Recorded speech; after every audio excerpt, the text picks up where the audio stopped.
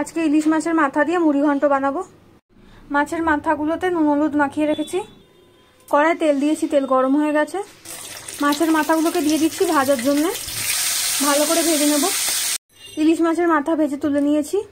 কড়াইতে শুকনো লঙ্কা দিলাম, তেজপাতা দিলাম, গোটা জিরে দিলাম। সবগুলোকে হালকা করে ফ্রাই করে নিচ্ছি। ভেজানো কিশমিশ দিয়ে দিলাম। সবগুলোকে ফ্রাই করে নিচ্ছি হালকা করে। জল ঝরিয়ে রাখা গোবিন্দভোগ চাল দিয়ে দিলাম। সবগুলোকে ভালো করে মিশিয়ে নিচ্ছি।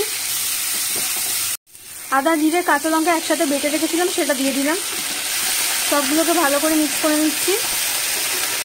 নুন দিলাম, হলুদ গুঁড়ো দিলাম, কাশ্মীরি লঙ্কার গুঁড়ো দিলাম, একটুখানি জল অ্যাড করেছি।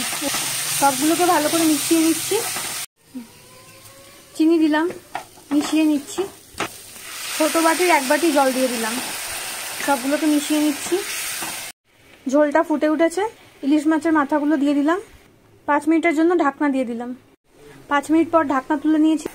সবগুলোকে ভালো করে মিক্স করে নিচ্ছি। মাছের মাথাগুলোকে এইভাবে ভেঙে নিচ্ছি। এরপর গরম মশলা গুঁড়ো দিয়ে দিচ্ছি ওপর দিয়ে। ঘি দিয়ে দিলাম। সবগুলোকে ভালো করে মিক্স করে নিচ্ছি। আজকের রান্না রেডি। রান্নাটা ভালো লাগলে লাইক শেয়ার কমেন্ট করবেন।